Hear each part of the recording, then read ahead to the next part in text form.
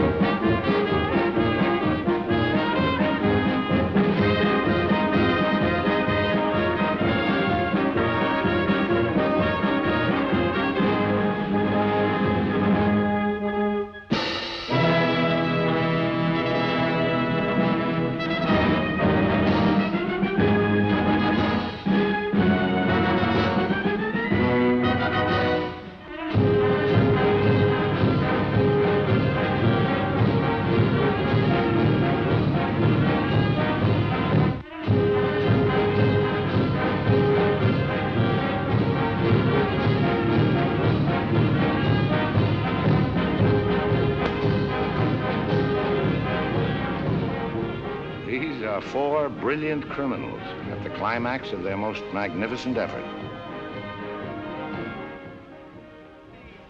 This effort began 6 months ago in Porto Vecchio, where we were all aboard the ship for Africa.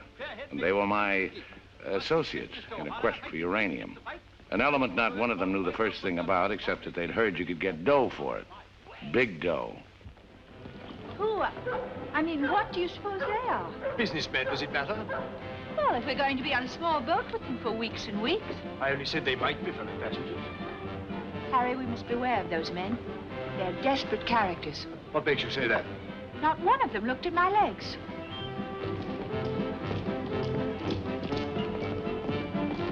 Good morning, Mrs. Janrother. Good morning, Billy Boy. Care to join us in a stroll? Turn up the liver, sweat out the toxins, help nature to help you? Wouldn't dream of it. Really, Billy, you mustn't be so offhand with Mr. Peterson. If I were to treat him with more than common politeness, he'd misunderstand and try to push me around. Mr. Peterson is a bully. Billy, Huh? did you see this? That man in London has been killed. What man? Paul Van Meer, high-ranking official in the Colonial Office, was stabbed to death early this morning by an unknown assailant outside a club in Soho. This is the third crime of violence to occur in that vicinity within the past month. What is it, Billy?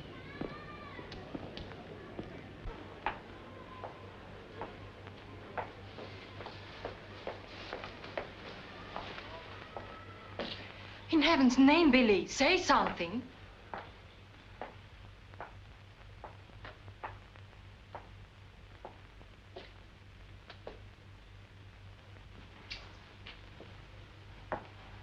You understand, of course, that Peterson arranged this. It seems there's been a lot of violence around there lately. Well, don't pretend to be a fool. But look, Billy, this happened early Tuesday morning. We'd all left London well before that. What about Jack Ross? What about the galloping major? But I thought he only stayed behind to get that phone call from Mombasa.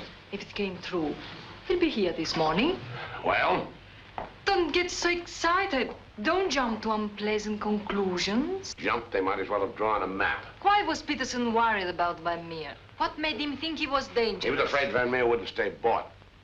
He was afraid he'd get the wind up after we'd gone. He had visions of him trotting upstairs to his superiors, announcing, I have certain information that certain persons have paid certain sums of money. Don't talk so loud, Billy. To obtain illegal rights to certain mineral supplies. That Indian, that Raja or whatever he was, that you worked for in the old days, he killed a lot of people, didn't he? Ah, but he had a better style. Besides, he was out for a kingdom, half the size of France. What's the difference between that and millions of dollars? We must think of the future, Billy. This is our big chance. It may be our last. Except for Mr. Peterson, we couldn't even pay last night's hotel bill. Where are you going? Have a cafe, drink a lot of Pernod, and listen to the band. You won't make a fuss, will you? It doesn't do to make a fuss. You have to think of the main objective. Naturally, it doesn't do to be fussy.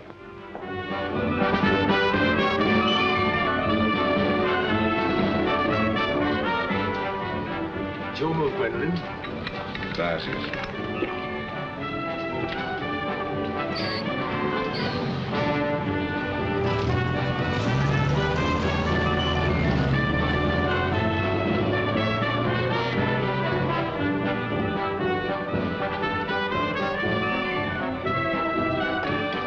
The luggage is in there.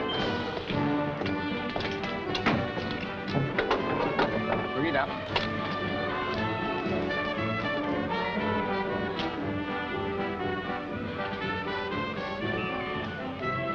Harry, look, the desperados.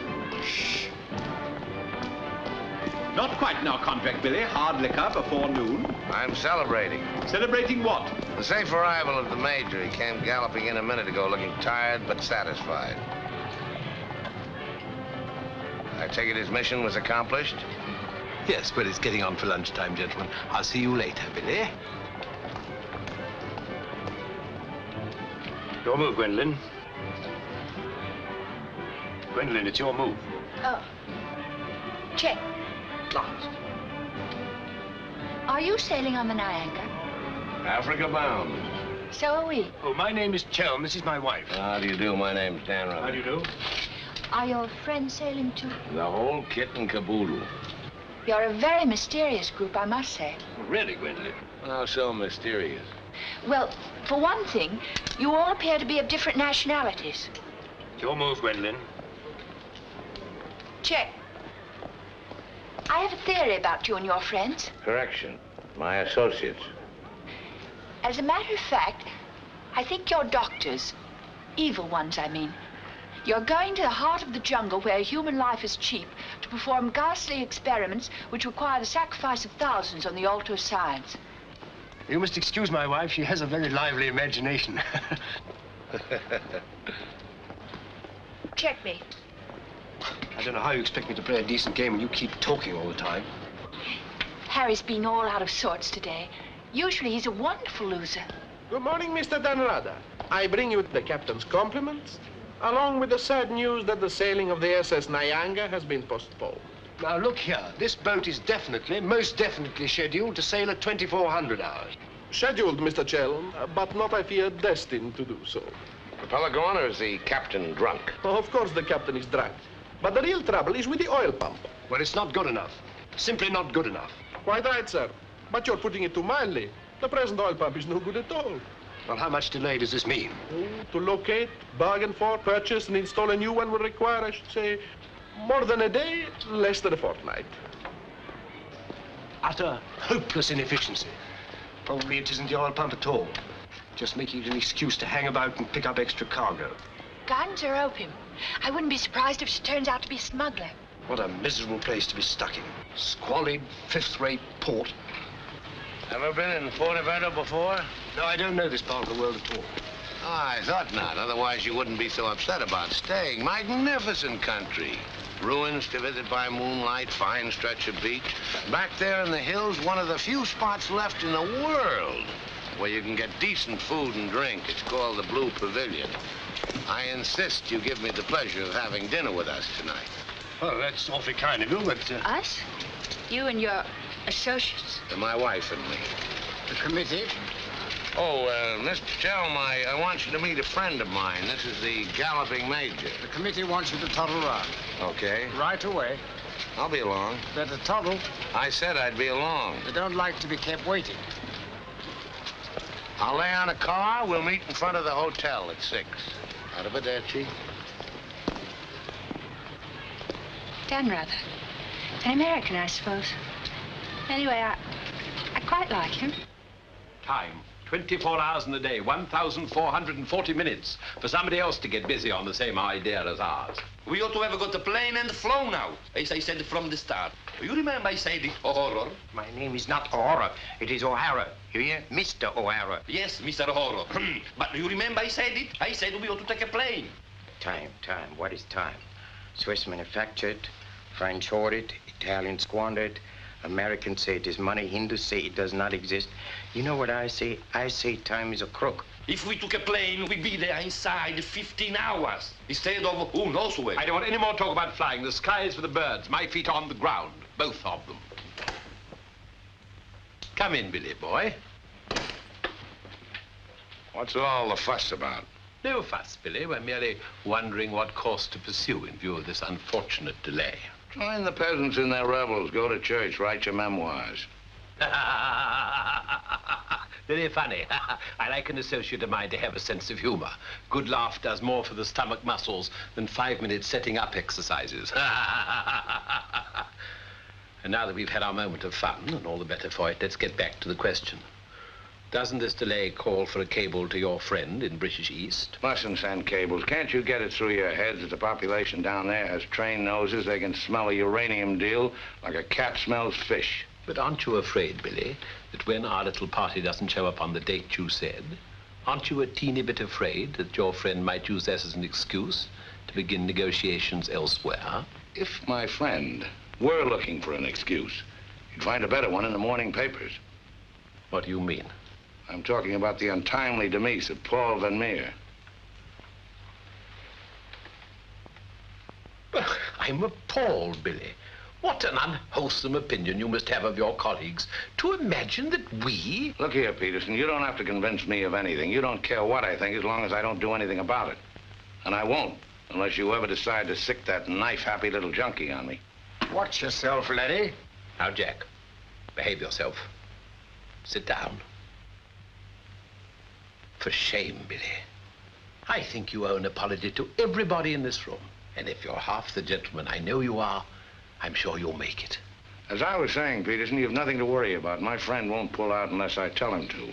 For purely venal reasons, that's the last thing I have in mind. Jack, give Billy a light.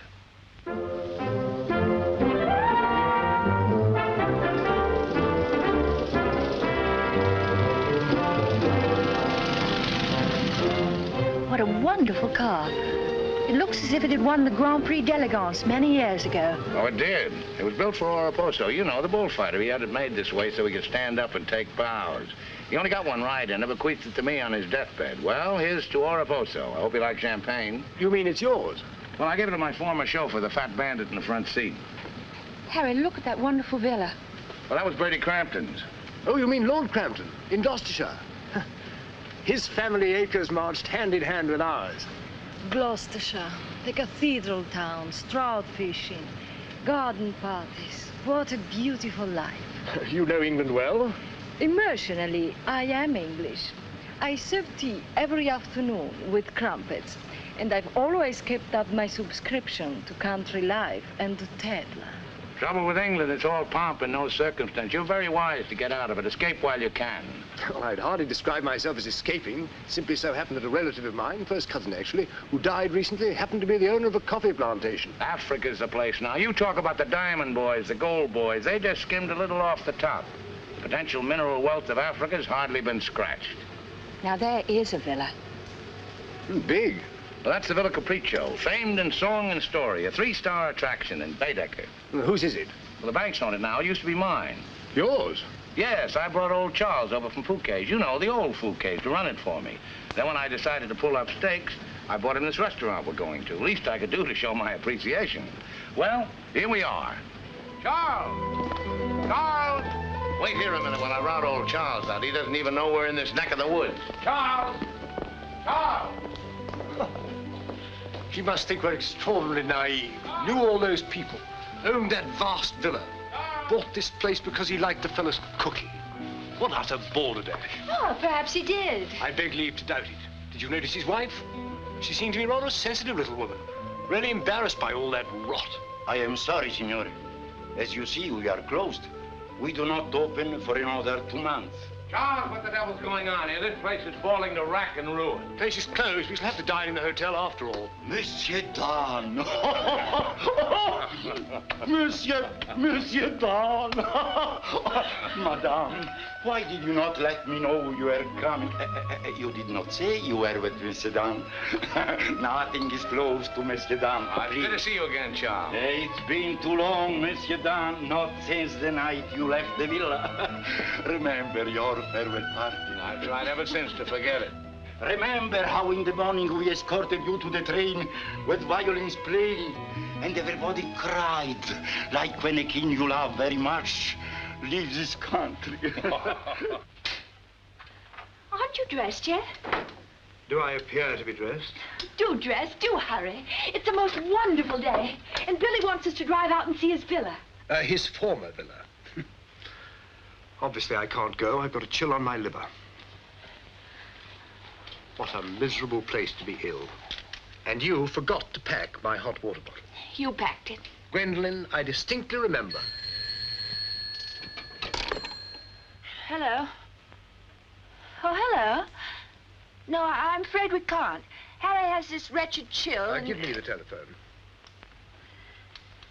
Chelm here. Yes. Quite. Absolutely. A hot water bottle.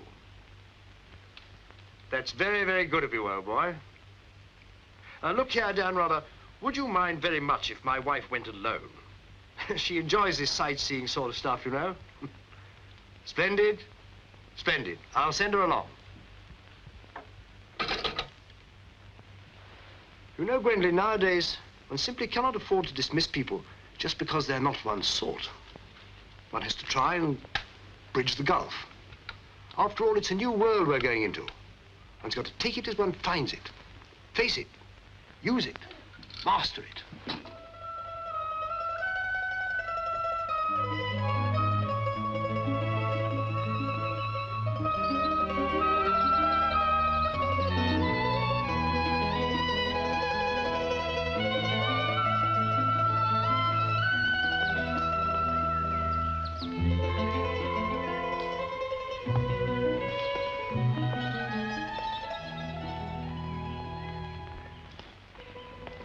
You know, I've seen Americans on the street and in the cinema, of course, but I've never talked to one before.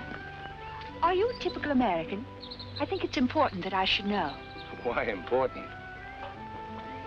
There are two good reasons for falling in love. One is that the object of your affections is unlike anyone else. A rare spirit, such as Lord Byron. The other is that he's like everybody else, only superior. Harry, for instance, is the very best of a type. Well, if you must know, I'm a typical rare spirit. How long did you live here? Well, the longest I've ever lived anywhere is 2 years. Well, when you were a child. Didn't you ever have a mother and a father? And a house and a street and a town? No, I was an orphan until I was 20, and then a rich and beautiful lady adopted me. You know, I've changed my mind about your being an evil doctor. You're off to keep a rendezvous someplace in Africa sacred to the tribesmen. You're going to found a new empire and make yourself master of the riches of the world. But you need a beautiful blonde queen to impress the natives as the incarnation of the Queen of Sheba. That's why you're making a pass at me. Am I? Of course. I don't generally go sightseeing with strange men. You don't believe that, do you? Well, I believe anything you say. Do you? Well, you shouldn't, you know. You really shouldn't. Mr. Chelm, Yes? it's I, Mrs. Dan Rather, Maria. Oh, come in. Tea for two and two for tea? Now, that's most awfully kind of you. You shouldn't have troubled, really. Billy told me you had a chill. Bit of one on the liver. 2 tarsum. Milk, of course. Of course. I feel I should like somehow to do him a good turn of some kind. You do? Well, naturally. Oh, I see. Naturally. I think it would be nice if you were able to do something for him. Help him along. Give him the benefit of your advice. Delighted, of course. For instance. Oh, something with business. He was very pleased with that tip you gave him on the way home last night about the gold shares. I've forgotten what I told him. What was it? I don't remember either. I was listening to your voice. I wasn't listening to what you said. You see, if you were helping him, it would be so much easier for us to be together a lot out there in Africa. Was he any headed for business? Why, he's simply brilliant. I wouldn't have thought it. But of course he is. You don't suppose I'd marry a ninny, do you? If you imagine that Harry's simply going to Africa to plant coffee, you're very much mistaken. In point of fact, coffee is the least of Harry's interests. In point of fact, the land he's acquiring is extremely rich in certain minerals. Minerals which are indispensable to the production of atomic energy. Harry's land simply teems with uranium. Wouldn't surprise me to see him become the uranium king. So you see, my husband isn't such a ninny as you may have imagined. It might very well be worth your while to go in with him. The potential mineral wealth of Africa's hardly been scratched. Well, I was telling you last night. Well, of course. It's a well-known fact.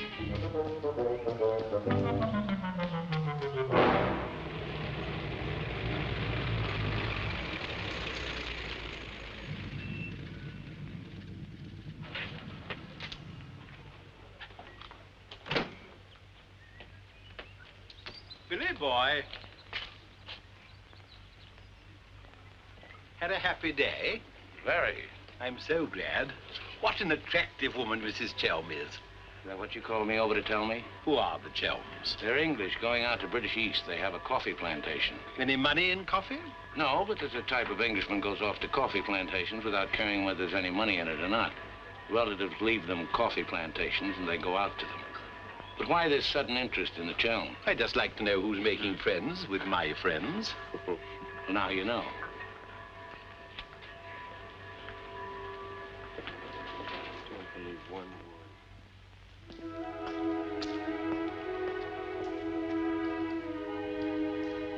You know, if I ever leave you, it'll be for someone of the type of Harry Chell. Well, bully for you. I suppose that type of Englishman is like a story I once heard. An English gardener in England was showing some Americans one of those wonderful English lawns. And of course, they wanted to know how to make a lawn like that.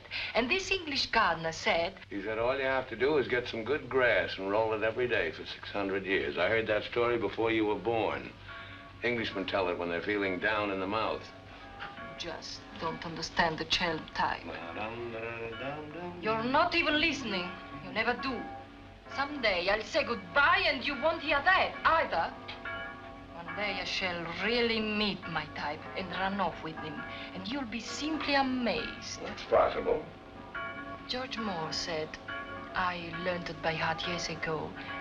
He said that each great passion is the fruit of many fruitless years. George Moore was a very distinguished English writer, you know. Except that he was Irish. Cheer up, sugar. If I make $1 million on this deal, I'll buy you an old English lawn, one we can roll up and take with us.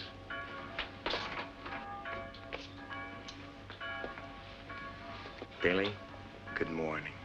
And what's our wide-eyed Irish leprechaun doing outside my door? Why do you always make jokes about my name, huh? In Chile, the name of O'Hara is a tip-top name. Many Germans in Chile have become to be called O'Hara. Good morning, Mr. O'Hara. Madame, my respects. Perhaps Mr. O'Hara would like something to drink? Yes, maybe perhaps a little whiskey, huh? Very weak, please. What's this visit in honor of? Oh, just wanted to have a little talk with you. Okay, but make it fast. Fast? I give you my word, Billy. I give you my word. I feel to you like an older brother. Oh, it's not so much the difference of age. It's probably, yes, the reason is because I come from a culture which is so much older than yours in my country. A child 6 years old is older in his heart than you'll be at 60. It smokes, it drinks, it philosophizes. At this rate, I'll be 60 before you get to the point. The point is that Peterson, Ravello, myself, we are the principals in this case. We are in with the money. We cannot switch around and turn, but an agent, It's easy to imagine that he could conceivably doesn't feel himself quite as irrevocably committed as Peterson or We're fellow passengers, I believe. Not quite yet, would you say? Too sadly true. By any chance, you don't happen to have seen your Mr. Danrather about? I don't think Billy's up yet. Not 11. He's rather a late riser. But he said it. Well, anyway. I shouldn't put too much stock on what Billy says, particularly when he's had a few drinks. It's not that he means to break his word, he just forgets that he's given it. Charm and dependability so seldom go in one package. There are exceptions, of course. Your husband, I imagine, from his manner and behavior, is one. Oh, yes, very. Well, quite, Henry. I'm so looking forward to meeting your husband and having a chat about Africa. By all means. I understand he's in coffee? You make it sound like a total immersion. Part of Africa we're going to is due for some pretty important changes. In my opinion, things will be booming out there before you can say Jack Robinson. I do hope there won't be too many changes. It's completely unspoiled, I hear, with some of the loveliest scenery in the world. I can't imagine anything more lovely in the way of scenery than to have a few acres of gold and diamonds cropping up on a piece of land I bought for a song. Heaven forbid. Next thing there'd be big, ugly holes everywhere and great, horrid machines instead of lovely scenery.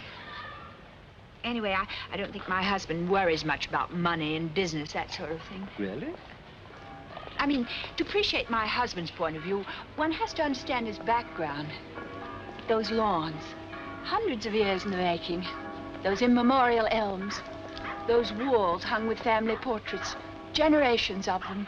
Those great echoing galleries where so much of English history is being made. Taxes must be terrific on a place like that. What would people like the Chelms care about taxes with their kind of money? I mean, when a family's been a power in the city of London for so long, one of the great financial families. Power in the city? You mean?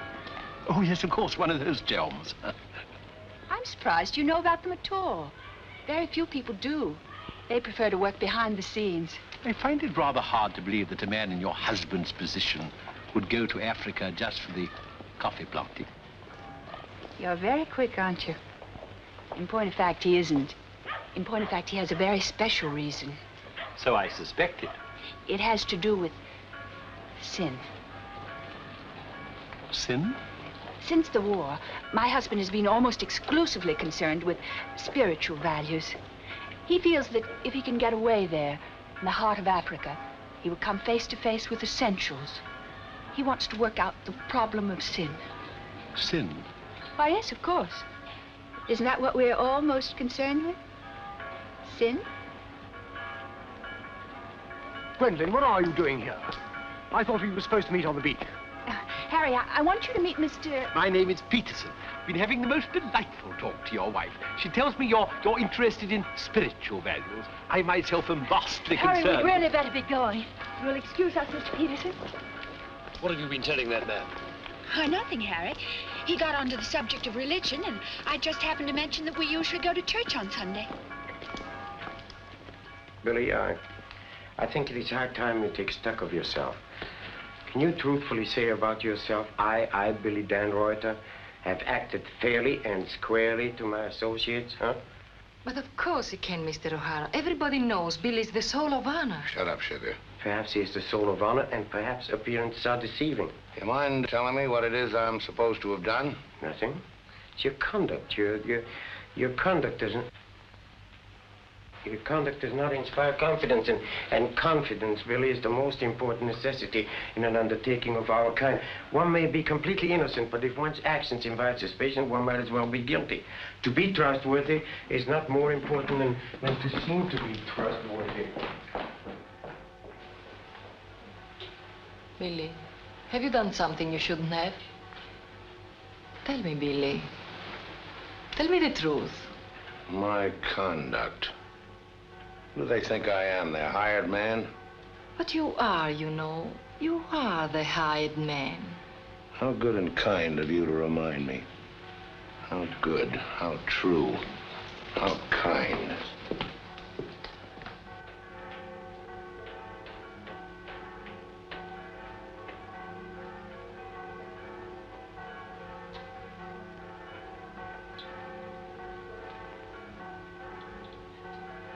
Oh, I say, Dan, rather good to see you. How about a drink? Well, Oh, come on, my dear fellow. Let me buy you a drink. Oh, Gwendolyn, don't forget to send one to Aunt Beatrice. Can't understand it. Gwendolyn distinctly said she'd join me on the beach. Then I come back and find her sitting there in that cafe. Extraordinary creatures, women. Well, let's drink to them. Pano. Scotch. Come on, you tiny little wreck, have a drink. We're drinking to women. Take the drink, but won't join you in the toast. Glass of Irish. Women. Hitler had the right idea. Keep them in their place. Kleine Kinderkirchen, babies in the kitchen. Say what you want to about Hitler, he had his points. Come. Look here. This generation's had its chance. Hitler, Mussolini, those are the men. Now is the age of the barbarians. The world's going up in smoke. I say let it come, get it over with. Well, if you don't mind, I'd like another year or so of worry. Worry? Just 1 minute, laddies. I've just 2 or 3 words to say to you, laddies, and that's don't worry. Don't ever worry. I'm in a position to know secret information. The Rosicrucians, the Great White Brotherhood, the high secret orders. But you've no faith. You must have faith. Faith and power, secret power. Men who guard the trust from the deepest insides of the whatchamacallit. Mystic rulers, all one club, chained together by one purpose, one idea. Mankind's champions. Follow me, Billy? Oh, why, of course. This generation's had its chance. Hitler, Mussolini. I can't stand here and permit you... Are you interrupting me? Relax, Jack. Have another drink. I simply want to state that things don't happen to be what certain people imagine. An officer may find himself strapped for money, and he may undertake certain things which in other circumstances, no, absolutely no. Absolutely. I mean, absolutely no. In the old days, I should have simply told people of your ilk to buy their own drinks. Poor old Jack. I'll teach you. I'll teach you to insult an ex-officer of the Indian Army. Well, are you yellow? The bar. You're Major Ross? Right. Ross here. Right. Right again. Come along, the committee. Saved by the bell. I've never heard such rot in my life. Sin. Oh, sin. All I could do was to keep a straight face. No, I'm certain of it now. These are 2 very clever and dangerous antagonists. Sit here and help me close. But how could they possibly know what we're up to? Great interests like the Chelms have ways and means. Yes, and I'm convinced they're out to get us even before we get started. We must get ahead of them. Time has entered the picture in a new way. Never forget the time factor, gentlemen. It always enters the picture in the end. I'm sending a cable to London. I want full information on those Chelm interests. British Africa, too. Check up on his interest there. Every time the plane lands, I'll try and reach you by telephone. Keep me informed of the latest development.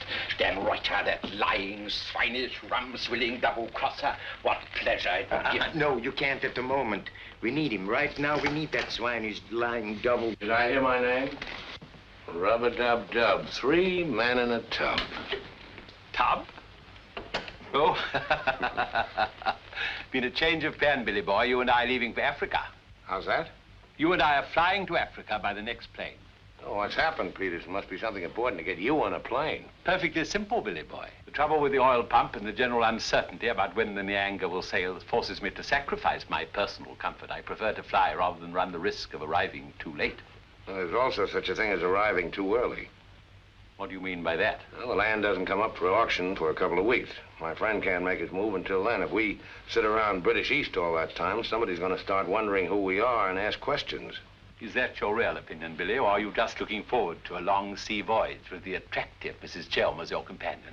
Or perhaps you have even other reasons. Such as? That's for you to know and for us to find out. You'd better get your packing done.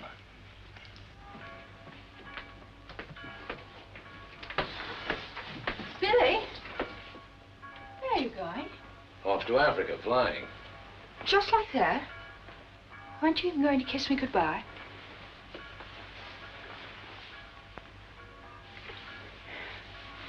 I wish. Don't say it. What? That you wish we'd never met. You'll be coming on the boat, and in Africa we'll get together and... I think I hate you. Letting those revolting men order you about. Don't deny it, I've watched them. They treat you like a servant. They say, hop it, and off you hop. I know what it is. They have a hold on you. Some black secret that could ruin you. What makes you think that? No, it happens all the time. My old Spanish nurse told me that half the people in the world would be ruined at once if everyone told what they knew. But couldn't you have them done away with? I mean, you must know plenty of people who could bump them off. It'd probably cost a good deal, but it'd be worth it, certainly. Well, it's not impossible, except that afterwards I wouldn't have any money. This way I stand to make a lot. Millions? Maybe. Then perhaps your connection with those men isn't quite so undignified as I thought. Those millions, would they be pounds or dollars? Well, either way suits me. No, that's very careless of you. The state of the pound is so uncertain. You must think in terms of hard currency. Maybe I should hire you to handle my affairs. You could do worse. I'm awfully intelligent, really. Come along, Billy boy. The car's waiting.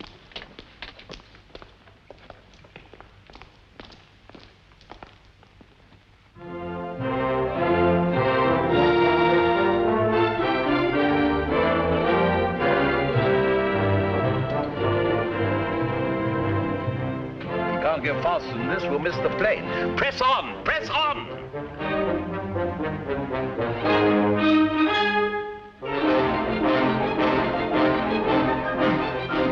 Dry posting.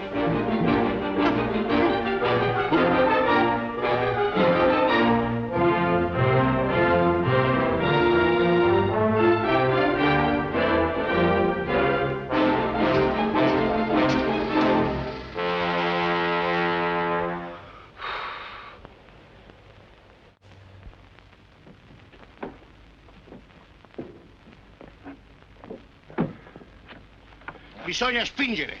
Push, push.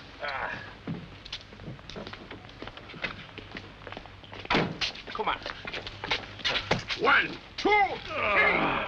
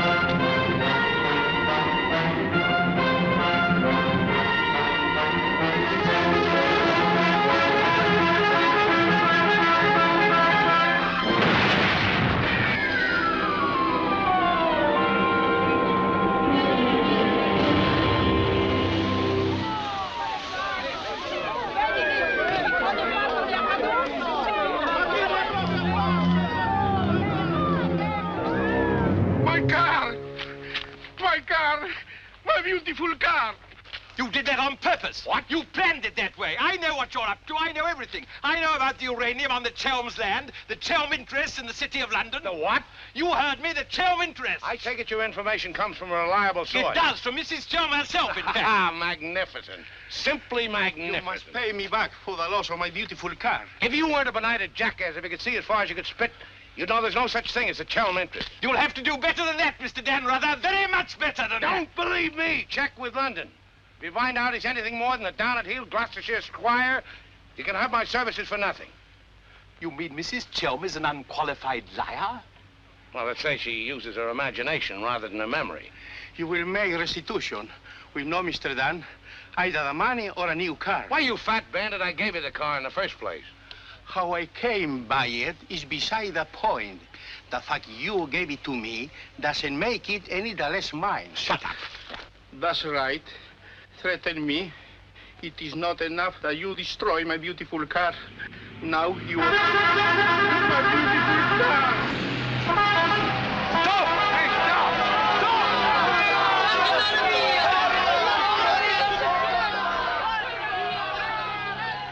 Hey, More than anything, I I want Billy to make a grand success out there. Well, as you care so much about money, I should have thought you would have left Billy for some rich man. I shouldn't think Billy would mind, really. I mean, neither of you are in love or anything. You are a strange girl. Of course I love Billy. Actually, I adore him. And Billy loves me very, but very much. That's why I trust him with his little unimportant amours. And what does he say about yours? But, darling, all husbands like their wives to seem attractive to other men. Be sure you explain that to Harry.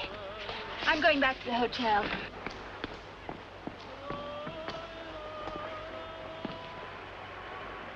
Mrs. Stanrubber, Maria, I'm afraid, I have some shocking news for you. The boat is not going at all? There's been a terrible accident. Your husband's car drove over a cliff. The people on the bus saw it fall into the sea. It seems almost certain that... What is it? What are you trying to say? He's saying that Billy is dead. It's become necessary to redistribute the stock in our company. Stock. What good is the stock now? We can't deal with the Radar's friends. Not without Radar. All the effort, the money, everything went over the cliff with that car. Ravello, you forget the English are very sentimental people. I tell you, there is nothing that Billy's friend will not do for his widow. And in black, she's a very touching figure. Poor Maria, you really have had a wretched time of it. You are very understanding. If only there was something I could do. Just now, if you could bring me an aspirin. I have a headache. Don't move. Just you wait there. I'll be back in a moment. Mussolini, Hitler, and now Peterson. A great man, a great loss. I'm going upstairs and reading my Bible. Why all the glue? Maria has a headache. What's the matter with you? Go away. My dear girl, I'm as sorry about Dan Rather as you are. But after all, it isn't as if he was one of our oldest friends. I was in love with him. He was a very pleasant acquaintance. What did you say? I was in love with him. Really, darling, have you no control over your romantic fantasies? I loved it. Can't you hear me? I love you, I love you. Oh, rot. You're just dramatizing again.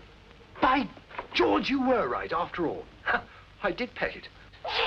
Oh, what shall I do? I feel so I were drowning. He's dead. He's dead, and I'm left with a fool like you. I tell you what to do. Have a bit of shut-eye. You wake up in an hour feeling your real self again, and there'll be no more silly stories about falling for a middle-aged roustabout. This is so.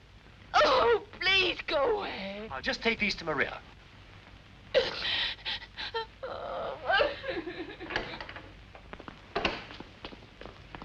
Mr. Chelm, this is very important, for you as well as for myself. Yes, well, get on with it.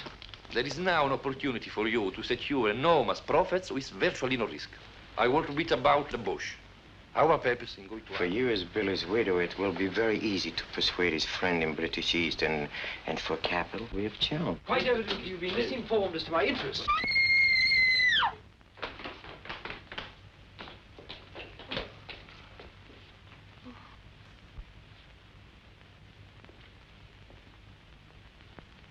What's the matter with all of you?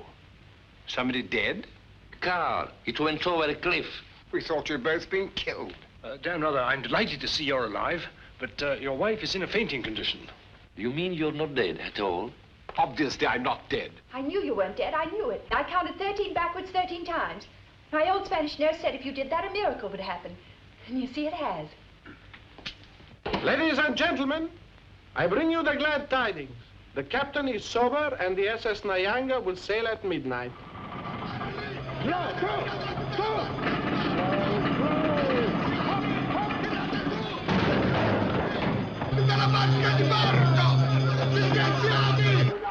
I can't see it anywhere. What can have happened to it? My dispatch box, where is it? A black tin box this size. What have you done with it? Guardi che la sua valigia gliel'ho messa in cabina. I told you to take the most particular care of it. I shall not go on board till my dispatch box has been found. Having trouble, Chell? I think that I can't cope with myself, thank you. È la seconda volta che glielo dico. La valigia gliel'ho messa in cabina, è inutile che insiste con me. Says he put it in your cabin, whatever it is. Idiot! Why didn't he say so in the first place? Say, look. What's happened to Harry? He's been giving me the fisheye all evening. Oh? What is it? Perhaps it's because when I thought you were dead, I told him I was in love with you. You what? I couldn't help it. It made you seem less dead. And? Oh, he didn't believe me.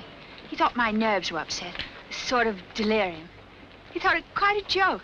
The idea of my inventing a love affair with a middle-aged roustabout like you. That's what he called you. Well, now that I'm back in the flesh, you'll begin wondering about that delirium of yours. I suppose seeing you alive is different from thinking of you dead. You're just great, cooped up on that tub with a suspicious husband. Billy.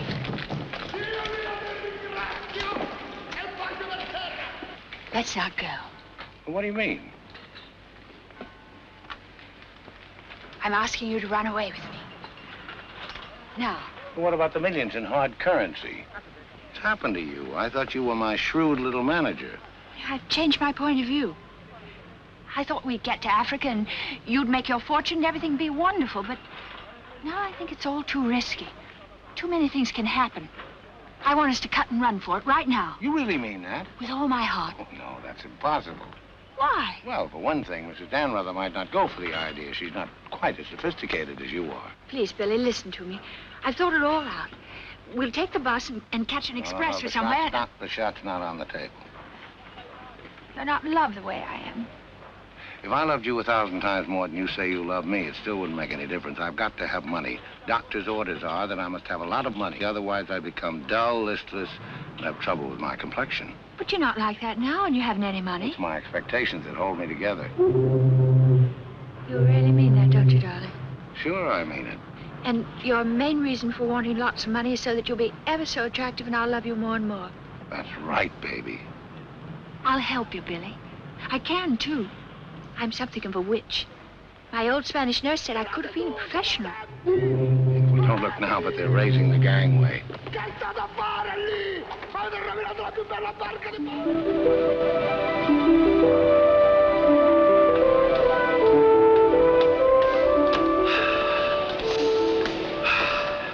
The air, ozone. What a pity we can't bottle it, gentlemen. What a fortune we'd make. Neptune's mixture. Now breathe deeply. Remember, every breath is a guinea in the bank of health.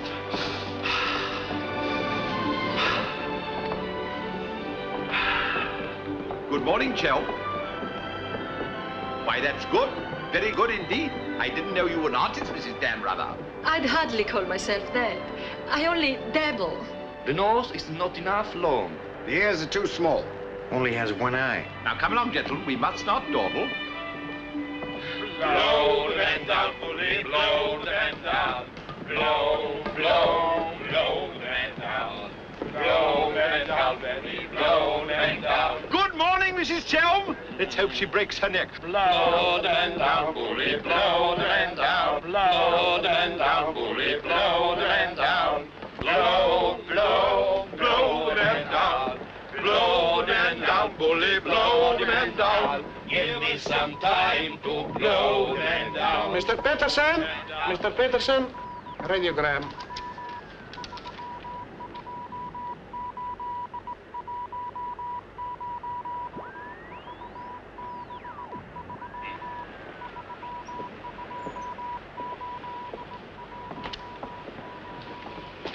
No Chalmers State, Gloucestershire, stop. No Linda Gentry, Chalmers. What do you make of that? He's not a Gloucestershire squire. Like Billy said. Just as I was beginning to take Billy at his face value. But if he's not what Billy said, then what is he? We are at sea again, gentlemen, in more ways than one. Mystery, more mystery. Billy is a liar. Heaven only knows what Chelm is. CID, maybe. You borrowed my thought. What to do? What to do? The time has come for direct action. You remember last night when we came on board? The fuss he was making about his dispatch box?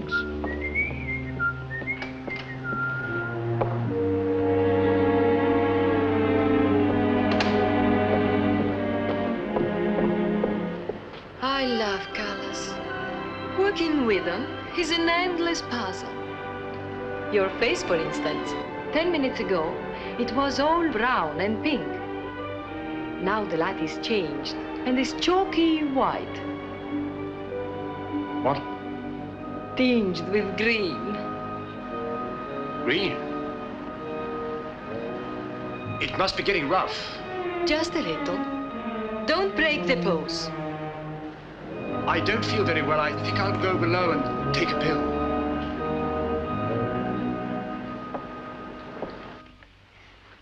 It's incredible. Harry Chelm is just Harry Chelm. nothing, nobody, a ruddy refugee from Earl's Court. With a hot bottle. Look.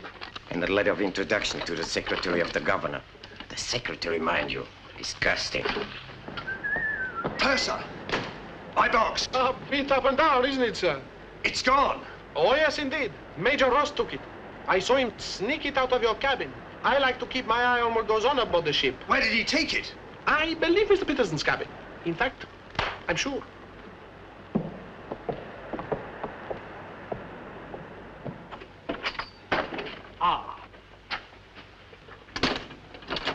Now may I ask what explanation you have to offer? He forgot his hot water bottle.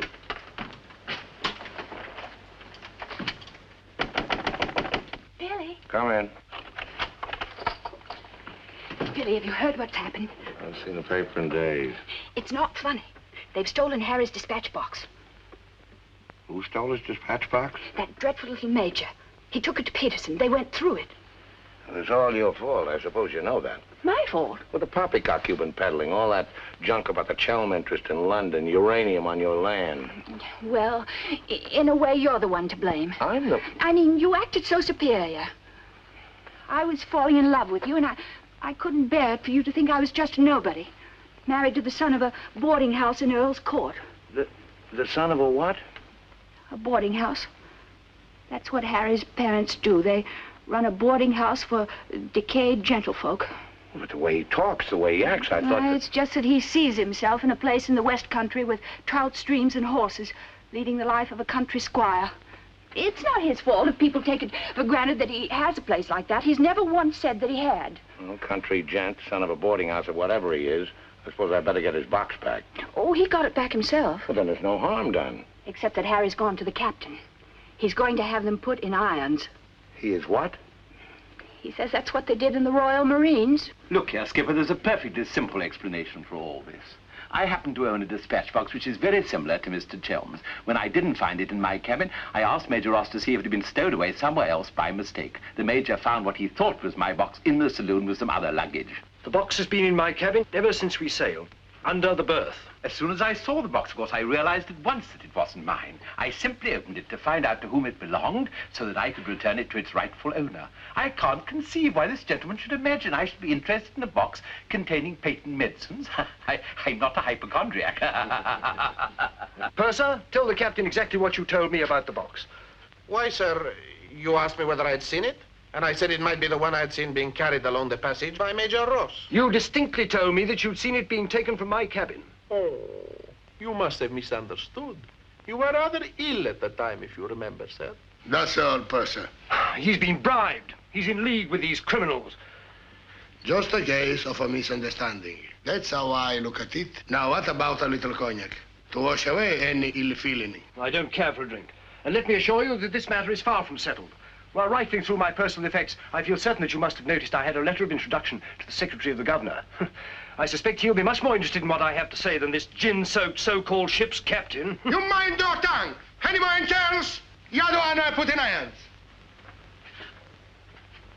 As far as I'm concerned, this is a close incident. Look, you've got your box back. Why don't you forget the whole thing? What possible interest do you expect the colonial office to take in? On the contrary, I expect them to show considerable interest in a gang of crooks who are trying to swindle the country out of vast uranium deposits.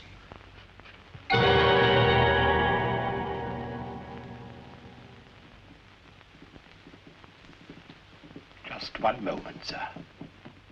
What leads you to believe? This gentleman obviously hasn't seen fit to inform you that during your supposed demise, he attempted to lure me into your nefarious venture. Unfortunately for you, he acquainted me with all the pertinent facts. Facts which I intend to communicate to the proper authority at the very earliest opportunity. I thought you were dead. That's what they told me. Everyone told me you were dead. And if you were dead, we head to a fresh capital. Didn't we? You, Ravello, my own partner, sneak up behind my back and try to cheat me. The milk's spilt. It's no good crying over it. Get after him, Billy. Calm him down, talk to him, see if you can't get him to change his attitude. I'll try, but I don't think it'll do any good. I don't know why we have to worry about Chelm's attitude. Talk's no good. Conversation never convinced anybody. I say put an end to words. Shut up, Jack. Time factor has entered the picture again. This time, fortunately, it's working on our side. 2 weeks before we reach port. That should be plenty of time to convince our friend, Chelm. I beg you, please end all this trouble. If things go on, either you will be done away with before we ever get to Africa, or you will leave and denounce Peterson to the authorities, and that will be the ruin of all my plans and hopes. In the long run, you'll do much better to get clear of these people. They're thoroughly undesirable. The long run. I'm tired of the long run. I am not even thinking about them or about myself. It's only you that concerns me, Harry. No need to worry about me. Ever since I met you, you fill my thinking. You are becoming an obsession. Don't you understand, Harry? I am deeply in love. Maria. My dear.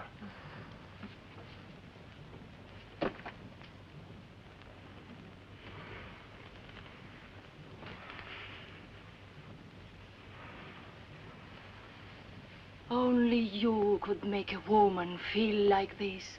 All I want is to be in your arms, now and always. You forget I'm going to be done away with. Oh, no, no. It will be easy to arrange. What you must do is this. You will write me a letter. A love letter. You will tell me that you cannot denounce Peterson, because then I will suffer too. Because you love me so much, you cannot bear to hurt me. Such a letter they will believe if I show it to them. My dear girl, you must see that this is quite out of the question. I don't propose to make compromises. Not compromises, Harry, darling. But you can see, if you cause trouble, the whole of our plans, my plans, you would not want to make the innocent suffer. It would be much better if you don't interfere, Maria. I must handle this as I see fit. Then you intend to go ahead with this business, tell stories and ruin everything? It will be much better if you cut loose from these people. No happiness can come from such an association. Harry, I'm asking you not to do this. Please, write a letter. Then there will be no trouble for you, no trouble for us, no risk when we get to Africa. I'm sorry, my dear. We English are a very pig-headed lot. You think you can get away with this? But Maria, my dear good Maria, listen. First you made love to me. Now you tell me you will ruin me. You'll forgive me, but it was you who made... Oh, shut your trap. Go on, do what you like. You think you're such a brave man. I'll tell you what you are. You are a heel. What the blazes now? What's happening? What's going on here? The oil pump's on the blink. The electricity's failed. Utter folly. A ship lying in darkness this way, we might well be rammed at any minute. I'll tend to this myself. Which way is the engine room? The passengers are not... I'm sure your chief engineer will welcome the advice of an ex-officer of the Royal Marines.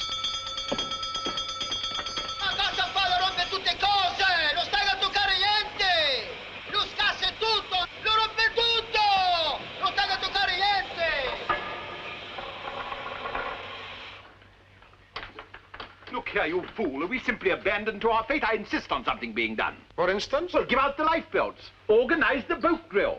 The clientele are requested to remain calm. To remain calm? Does the captain feel no sense of responsibility for the lives of his passengers? It's my opinion that the captain doesn't feel much of anything at the moment. Do you mean to say he's drunk? The fellow ought to be made to walk the plank. I'm afraid just now he cannot walk at all. But this is outrageous. Oh, sit down, old man. What have you got to worry about?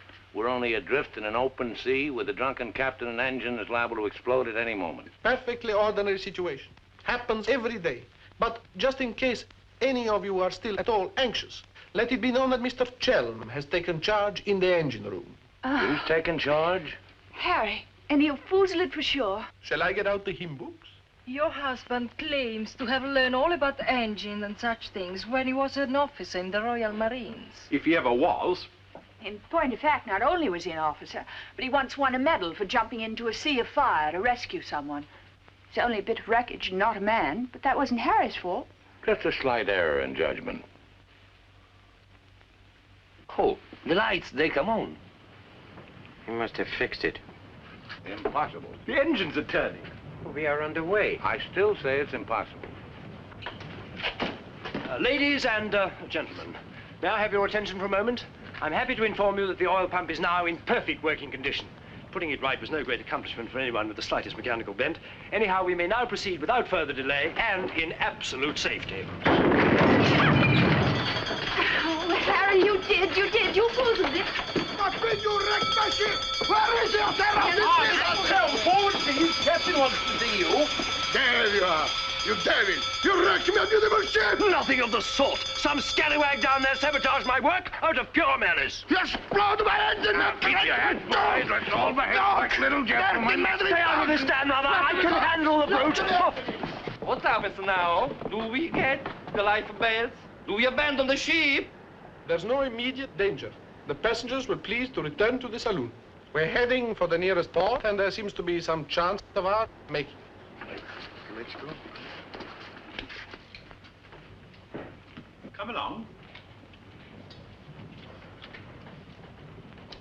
Now, who was last down? Last. Billy, boy, be a good fellow and make a fourth at bridge. The Major has no head for cards. A few rubbers will soothe all our nerves. Oh, thank you. I'll soothe mine with a double scotch. In fact, I think I'll make it a triple. No ice, no water. Right, sir. How about you, dear Mrs. Dan Rubber? Little bridge? Oh, so sorry. I have the most fearful headache. I think I'll go to my cabin. Oh, what a shame. Well, boys, we'll have to make it cutthroat. What about Harry here? Maybe he'll take a hand. That, under the circumstances, is a most unsuitable suggestion. Gwendolyn, I must ask you to either move to another table or else leave the saloon. Harry, for heaven's sake. I don't care for my wife to associate with an associate of criminals. Don't be absurd. Billy's not a criminal.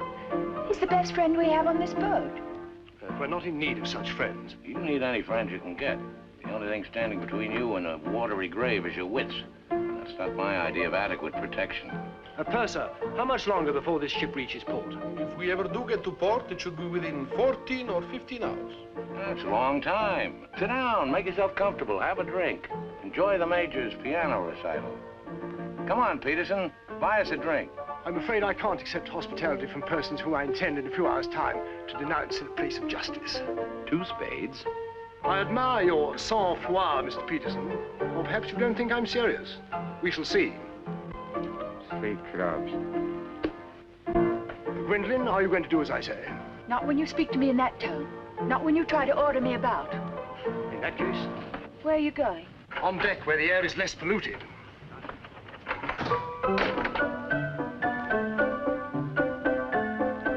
Sir, 4 tonics? I think you'd better go after Harry. Why should I? If he's going to be so childish and unreasonable. Take my advice, go to him, stay with him. I suppose you think we should keep up appearances. The loyal wife at her husband's side. No, Billy. I'm experiencing something that is rare and beautiful.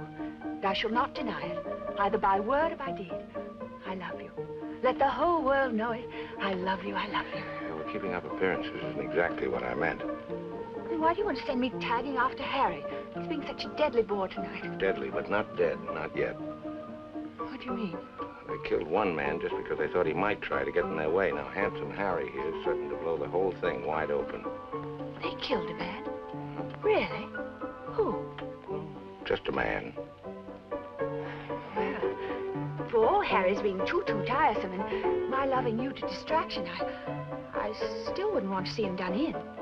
He has some perfectly darling traits, really. I mean, like always remembering one's birthday. No, we simply mustn't let anybody murder Harry. Now, keep him in your cabin. Never let him out of your sight. Keep him under lock and key. Oh, Billy, that awful music. It's so loud. It comes right into our cabin. Peterson, tell the Major to soft pedal it. And while he's about it, he might change the tune. Oh, don't you like it? It's one of my favorites. I'm afraid he doesn't know any others. Do you, Jack? Oh.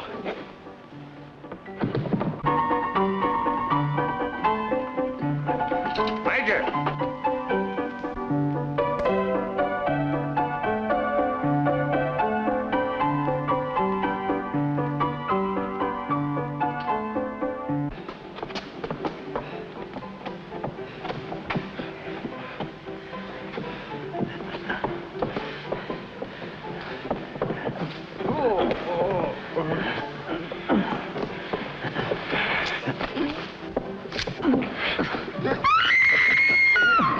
I hear a lady screaming? One down. Captain! Captain!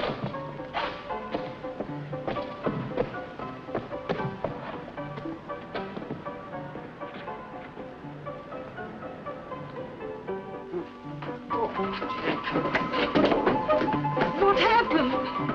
Oh, Billy, all that screaming. I thought someone had been killed. Someone nearly was. Indeed, they were. Look at the Major. Better get a new act, Peterson. The curtain's going down on this one. Every time I turn my back, someone makes trouble. The passengers break the engine, they beat each other with the feet, they throw each other overboard. That man attacked me. How you? You again! If I struck him, it was in self-defense. He came sneaking up behind me and tried to run me through with his sword. Is that true? Well... It's no use, Billy. My trying to protect Harry any further. I may as well tell the whole truth. Captain, it grieves me to confess this, but in point of fact, my husband has an illness of the mind. The medical word for it is paranoia. On occasion, he displays homicidal tendencies. The psychiatrists say it's because he believes people are plotting against him, and so he strikes back and tries to kill them. Gwendolyn, for heaven's sake, woman, what's the meaning of this treachery? Believe it or not, Harry, I'm doing it for your own good. He knows. He saved my life. He'll tell the truth. I wouldn't contradict the lady. You wrecked my ship! You tried to kill the passengers! But I'm not a safe person on this ship. That's why you're against me. Let me go. I'll kill the lot of you. I warn you, Captain. When I kill you... Poor Harry. It's awfully sad. We've tried everything to cure him. Take your hooligans off. How dare you lay hands on me? You hooligans! I'll have you put in irons. You'll be the ones in irons. Good, good. We'll have no trouble from you. Scum! Mongrels! I'll bring you to book! Every one of you! Every man jack of you! After all, it was the only solution. Harry's safely locked in his cabin, where those beastly men can't do him any harm. On the other hand, he can't say or do anything now to interfere with your making that fortune in Africa. I mean, the authorities would hardly listen to the ravings of a lunatic, would they? Well, they won't even let him off the boat. Well, in that case, he'll just have to stay shut up for a few weeks. It's a bit hard on the old boy, don't you think? Yes, but after you've amassed all those African millions, we'll make it up to him. We'll buy him a country place in Gloucestershire with some rough shooting and a trout stream like he's always wanted. Maria will marry him, perhaps. She seems to have a very real feeling for English country life. And everybody lives happily ever after. Especially us, Billy. Prepare to abandon ship. What's going on? I believe, sir, that we're sinking. Board station, everybody. Blow up your lifeboats. We're sinking. Harry! Harry, open the door! You must! The ship's sinking!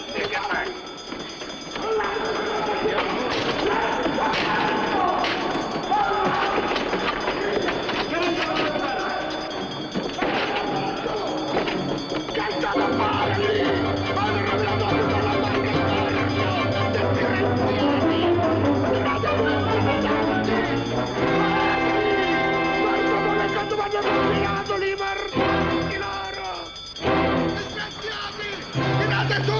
State attenti! Che state a fare lì? Mi avete rovinato la più bella barca di porto! Disgraziati! Tirate su! State attenti! Muovetevi! Guarda cosa fanno con me, cosa fanno combinato questi messaggi loro! E mi tenete! Che m'avete complicato! Presto l'altro lago, sbrigatevi! Sbrigatevi! Calate l'altro lago a mare! Presto! Presto! Guardate laggiù! Sbrigatevi! Sbrigatevi! Palla! Palla! Giù!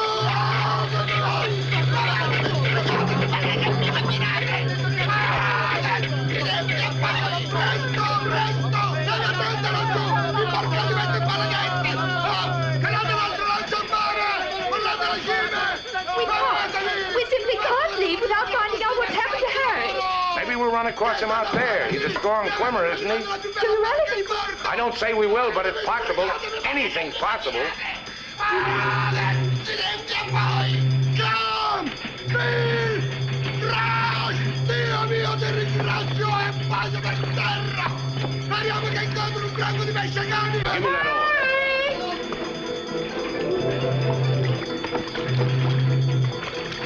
Harry!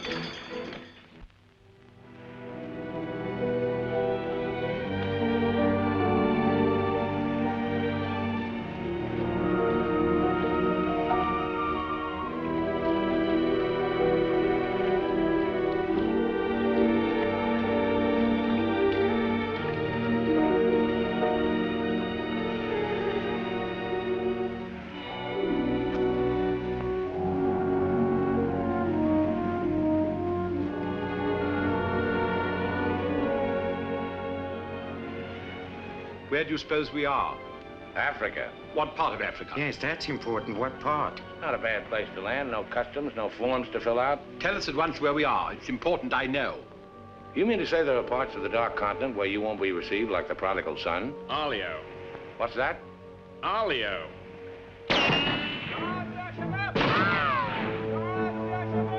Better get down, everybody. Oddio, mamma mia! Arabs! Oddio, mamma mia! Get rid of your passports, boys. Mrs. Chelm, Billy Boy, my identity must remain a secret.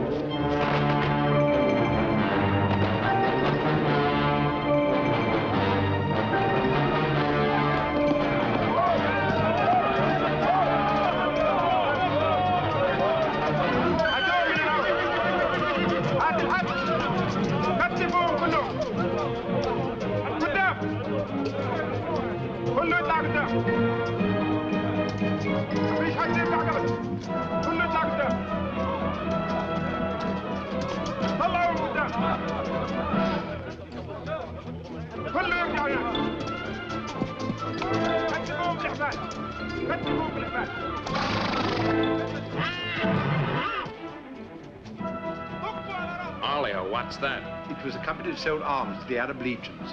Wait a minute, that rings a bell. Some of the equipment we sold them was defective. Been too long under the water in the Gulf of Leyte.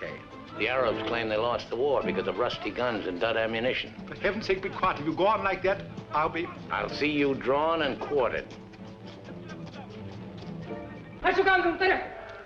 يلا فيسا فيسا فيسا قال راجع انت فيسا فيسا انت يلا انت فيسا فيسا يلا تعال غادي يلا يلا.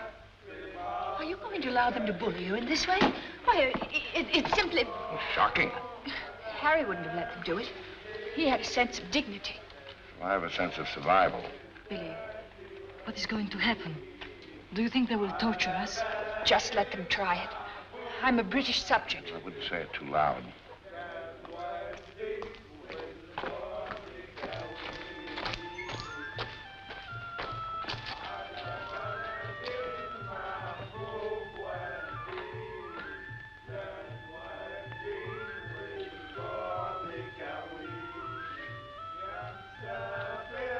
We shipwreck. Big boat, go down. Bottom ocean. We take little boat. Row all day, row all night. Savvy? There's only one way to deal with these swine. Walk up to them and kick them in the belly. Show them who's boss right away. We sight land. Your land. Praise Allah. Come ashore. Suddenly, boom, boom, boom. No good way to treat shipwrecked people. You will please to hand over your passports.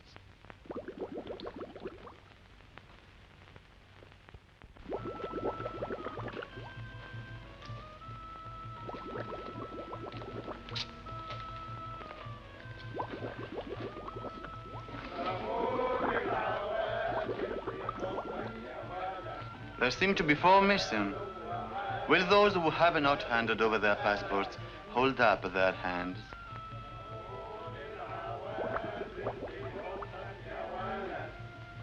All left on board ship, Your Excellency. A terrifying experience. An incompetent crew, a burning ship, put overboard in a small boat at dead of night. What was the name of the vessel? The SS Nyanga. She's a Portuguese ship. I will investigate whether such a ship has been reported lost at sea. Well, does it stand to reason, Your Excellency, we should come to this shore in a small boat if we'd not been shipwrecked? Our country is in a state of unrest. Oh, I am sorry. Agents of certain foreign governments sometimes try to enter it by stealth, hoping to fan the flames of revolution. Therefore, we check carefully on the activities of strangers. But surely, Your Excellency, in our case, one look is sufficient to convince you of our innocence.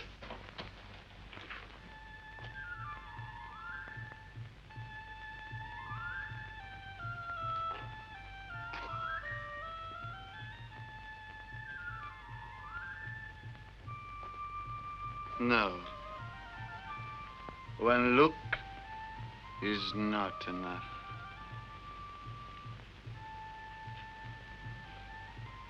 If you think we're the enemies of your country, the logical thing is to boot us out. Send us packing by the first available boat or train. We shan't object. We've got important business elsewhere. Where is elsewhere? Central Africa. And what sort of business? Vacuum cleaners, sewing machines. Ah, yes. Businessmen. All going to Central Africa to sell vacuum cleaners. Hut to hut, I suppose. And you, sir, I take it, are the head salesman, the ringleader of this group. Oh, no group. We met for the first time on board ship. Complete strangers to one another. Liar! The others all look at you each time I ask a question. I am a keen observer. You four are together. Oh, no, my fat-gutted friend. I'm not the illiterate, simple-minded native you're fool enough to take me for. I am a great man, a serious man. I spit on you, too. I spit on you and all your life. Off to the wrong start, Peterson. There's only one way to deal with these swine! Swine! Swine! You'd better be careful.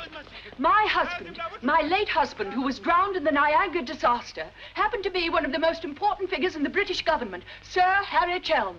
In point of fact, we had letters from the Prime Minister and the Queen telling everybody to be particularly courteous to us and our friends. So you see, if any harm befalls us at your hands, it will become a major international incident. Would you instruct that one that in my country a female's lips may move, but her words are not heard? Harry. If only you were here. And now, sir, you will stop abusing my intelligence and tell me who you really are and what is your actual purpose in being here. I'm a sick man. I've got a bad heart. I mustn't talk anymore. You refuse to answer. That is interesting.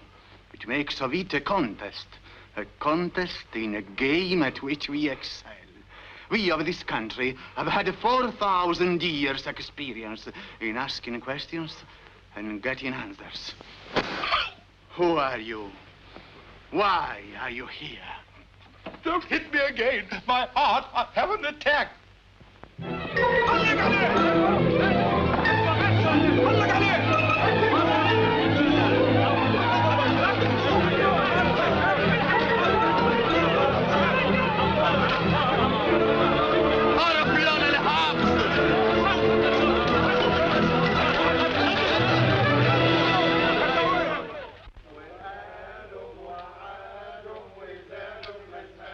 Billy's led a thoroughly decadent life. I must say, I thought he had more backbone than that.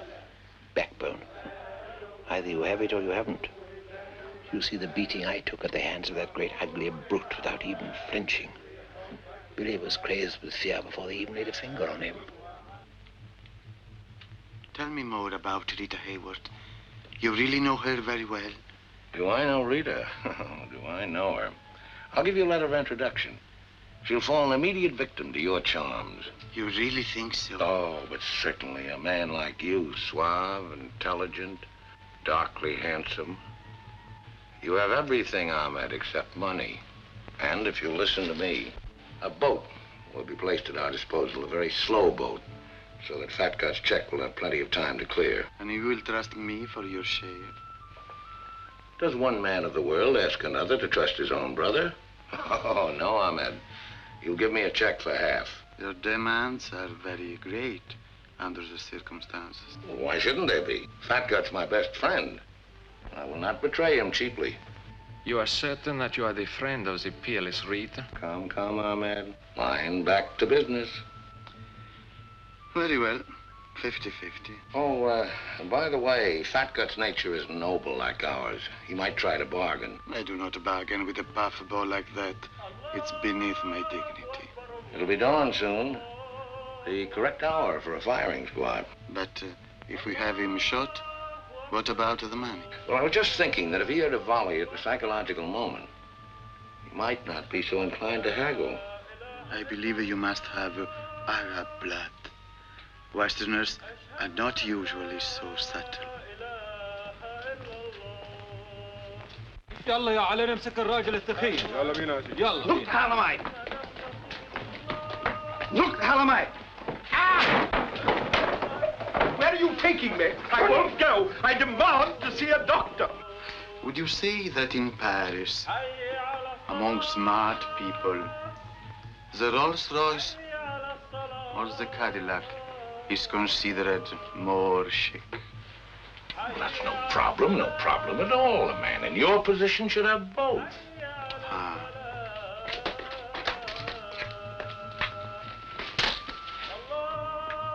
Mr. Dan Rather, I believe, would like a word with you. Billy. Sit down, Peterson.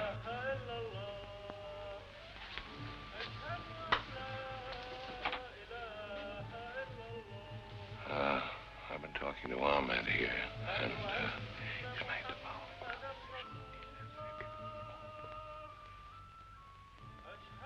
It's blackmail. I can't pay.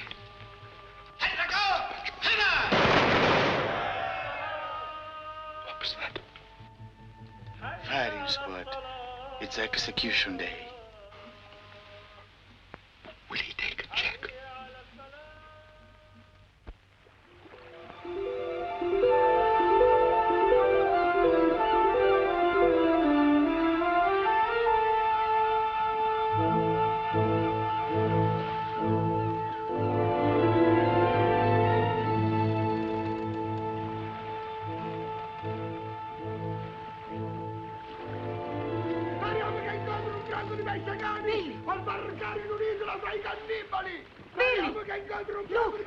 The name!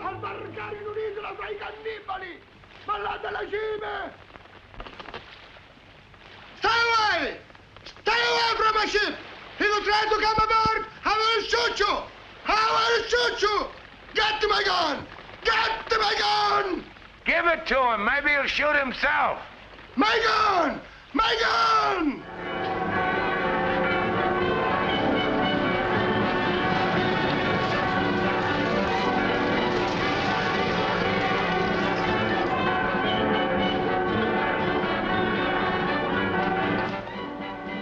Excuse me. Are you Mr. William Tanrather? That's right. I'd like to ask you a few questions, if I may. Oh, I'm sorry, not now. Forgive me, but it's rather important. Yes, it always is. I was a newspaper man myself once. Well, you might quote me as saying that everybody was heroic except Mrs. Danrather, who ate all our boots. Very amusing, but I'm not a reporter. Oh? Jack, go to the phone, make reservations. The first plane to Nairobi, 6 seats. Yes, and if they don't have any, talk to the right man and tell him if he kicks other people off the plane, we'll make it worth his while. I always said we ought to take a plane. You remember I said that, Mr. Horror? I said we ought to take a plane. Mustn't dawdle, Billy boy. Great deal to do and not much time. Those were the other members of your party? Yes, I'd like to talk to them too. Oh, what's it all about? I believe you were acquainted with a Mr. Van Meer, now deceased. Pearson, you and the boys better come back down. The gentleman here wants to speak to you, a Mr. Jack Clayton of Scotland Yard. You take your wine here or upstairs, Mr. Dunn? No, we'll have it here. Care to join us in a drink, Clayton? No, thanks. It's a bit early in the day for me. I read somewhere that a Scotland Yard man never accepts a drink from anyone he intends to arrest. Is that true, Mr. Clayton? Quite so. Mrs. Danrather? No, I'm Mrs. Chelm. This is Mrs. Danrather. No, how do you do? Well, I wouldn't dream of alarming you lovely ladies, so perhaps I'll have a glass of bubbly after all. Peterson, how do you do, sir? How do you do? Ravello. And Mr. O'Horror. O'Hara, Julius O'Hara, delighted. No, I'm the one to be delighted. It had begun to look as though I'd never catch up with you people. That would have been a bit embarrassing. You see, this is the first time I've ever been abroad on an investigation. I've spent quite a lot of money. And my chief can be very sarcastic about the money one spends, particularly if you fail to deliver the goods. Mr. Clayton is presently interested in the Van Meer murder case. The Van Meer murder case? Oh, yes, yes. That fellow in the Colonial Office. Yes, I read about that in the paper. It was a shocking affair. According to Mr. Van Meer's appointment book, Mr. Peterson, you had lunch with him at the Savoy a few days before his death. That's quite correct. Mr. Van Meer was an expert on African matters. We wanted his advice about affairs in British East. Do you recall the subject under discussion? Vaguely. Crop yield, the native labor situation. Inches of rain. Vaccination, shorts. How long had you known Mr. Van Meer? Oh, a couple of months. We met half a dozen times. Did he ever make mention of any enemies, business or otherwise? Did he say anything about romantic attachments? I mean, did he name any women? No. I should have been very surprised if he had done. Mr. Van Meer struck me as being every inch a gentleman. Oh, of course, of course. Well, that's all. Unless somebody has anything further to add. I have. I think you ought to know that the business of one of these businessmen is murder. I beg your pardon. Major Ross, I mean. I can't guarantee Major Ross murdered this Van Meer person. I assure you, however, he attempted to murder my husband with a long, thin dagger, which he always carried about in what looked like an innocent swagger stick. Go on, Mrs. Chelm. You see, Major Ross is employed by Mr. Peterson there to do his dirty work. One might say he's a professional killer. My husband found out certain things about Mr. Peterson. Things, in point of fact, that are a matter of empire, involving, as they do, a plot to exploit our kingdom's uranium resources. And that's why Mr. Peterson decided to have him done away with. Don't run away, Mr. Peterson. That's always tantamount to a confession of guilt. Tantamount is what I call it. More champagne, Clayton? No, thank you.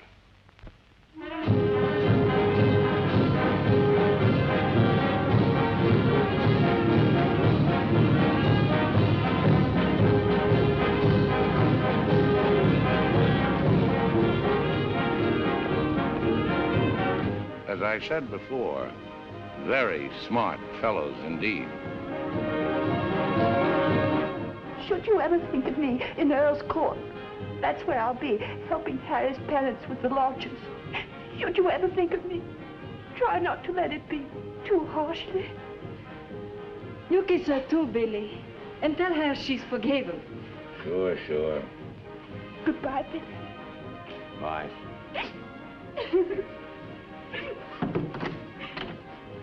For Mrs. Chelm, just came on the ship's wireless. Oh, by the way, Mr. Dan Rada, do you know that your associates are all in the Hoosgow? Oh, not that I'm a bit surprised. I put them down as thoroughly bad characters, right off the bat. But then there are so many bad characters nowadays. Take mine, for instance. Harry! He's alive!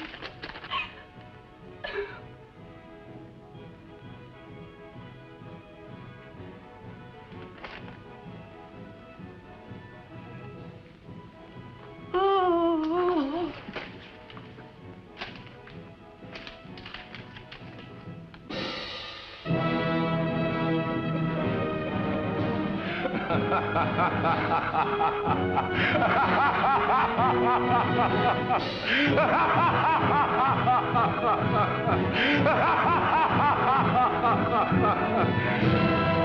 Oh, this is the end.